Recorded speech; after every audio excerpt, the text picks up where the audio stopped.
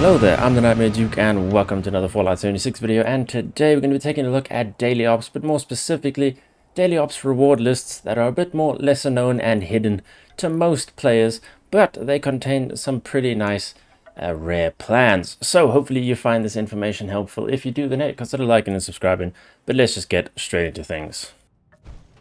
Now, how do you actually access this different reward list? Well, daily ops usually is recommended level 50 and above, and then of course you're going in and getting your regular rewards that you used to see, such as your Covert Scout plans, your Arctic Marine plans, your Brotherhood Recon, and the reward plans that you get, a million times and are absolutely sick of at this point. But that is the one prerequisite, and that's what changes the reward list that you're actually getting plans from, and that is your character level. So if you go in under level 50, that is when you actually get access to this different list. So it has got to do with your character level, and to access this list you need to go in under level 50. So now the main idea of this is to create a character, a new character, and keep them under level basically. So what you want to do is you want to create a new character and get them to level 20, because level 20 is when the plans start dropping for you, or potentially start dropping for you. It is daily ops, so it still is RNG rewards, but that is when they basically unlock. Now, of course, going in under level 50, when you're on a new character, you don't have a lot of gear, you don't have a lot of good gear, you don't have a lot of your perk cards and all that. It is a more challenging experience in daily ops, but at least Fallout 76 has one of the nicer online communities out there. Generally, if you're going to create a daily ops team, it'll generally fill up, no problem.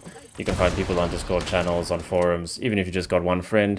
I've been running these for over a week now. They're just a buddy of mine. They're also pretty low level, around 80. They're 80 now, but of course they started off a little bit lower when we started doing these. And you can get them done, no problem, even all the time. So it's not too much of a challenge, but it is nice to have high levels with you that can, sort of carry a bit harder. But the main idea, of course, is to keep this character low level for as long as possible. So that means once you get to level 20, you're just going to come in daily, do the daily op, and then swap back to your main character and do what you regularly do in the game. So that way they stay low level, you have as long as possible of a time to be able to get the plans. And of course, getting into level 20 is when they start unlocking, so that's when you want to start then going into daily ops themselves. Now, to get to the plans themselves and what they are, the main plans that get added are the power armor plans. Now, of course, the power armor plans, pretty rare plans. They have been part of, well, not all of them, but some of them have been part of some seasonal content drops, like the holiday gifts and stuff like that. But generally, these plans have a very limited amount of ways that you can actually find them, and generally those ways are very, very low drop chances as well, like 0.2, 0.8%.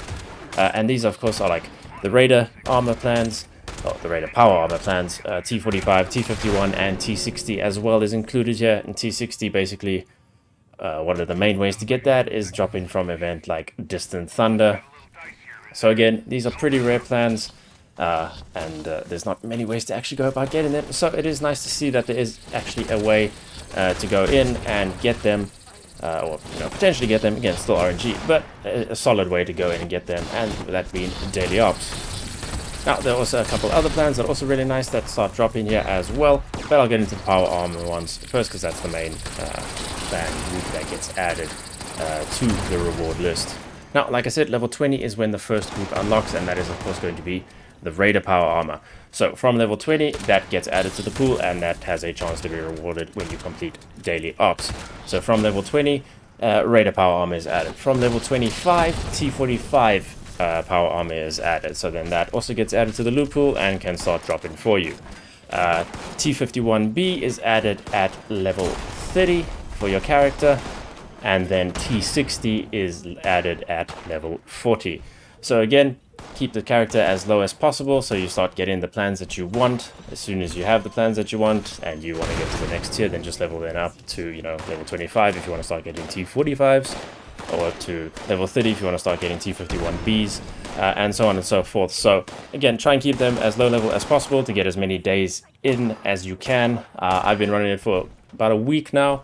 I've gotten 2 Raider power armor plans already. Of course, now my character in this video that you see in playing, when I complete this daily op, the character hit level 25, so technically T51, T45, will unlock for this character to potentially get now, and I'll sort of keep the pinned comment updated with, you know, if I am getting these plans regularly and what my RNG has been like, kind of thing. And after this op, of course, I did reach level 25, and then the very next day when I ran the daily op again, my first drop was a T45 chest piece, as you can see there from the picture.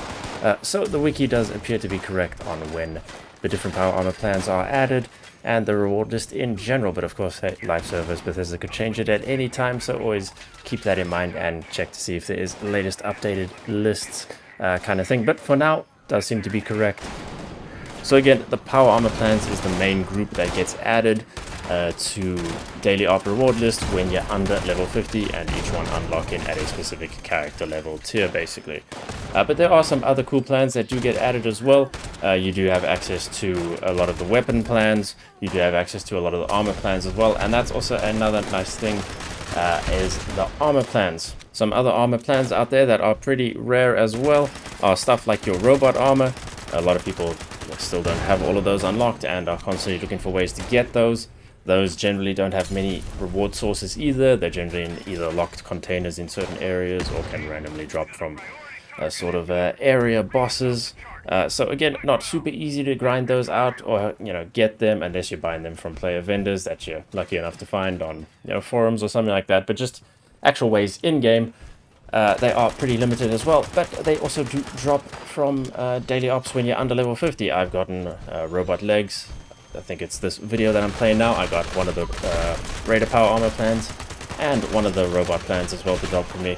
So it was a really nice reward there. Again, both really rare plans, so nice to see that there is a way that you can get these. Maybe a little bit more reliably, again, RNG, but hey, at least you know it is a potential reward. Instead of, you know, running around trying to lockpick 20 different containers in, you know, ash heap or cranberry bog or whatever, hoping to maybe get something. Yeah, just a quick little video for you in case you didn't know that there was a bit of a different reward list when you go into daily ops below level 50. Again, I really like this. I didn't know this, so definitely keeping this character and going in every day just to see if I can get those power armor plans to drop. Again, they're pretty rare plans. Not a lot of ways to go about getting them, unless, of course, you finding a lot of players that are actually selling them. But again, in-game, very limited ways to go about getting those. And, of course, some other plans as well, like the robot armor, a lot of people have trouble actually finding. So it's nice to see that there is a way that you can more reliably go about getting them. And hey, if you're just bored at the end of a season or looking for something a bit different to do and a bit more of a challenge to the game, going into daily ops under-leveled and trying to, you know, grind out the plans is another activity to give yourself something to do in Fallout 76. So hopefully you enjoyed. If you did, then hey, consider liking and subscribing. Hopefully this helped you out in case you didn't know. But for now, thanks so much for watching, and I'll see you in the next one.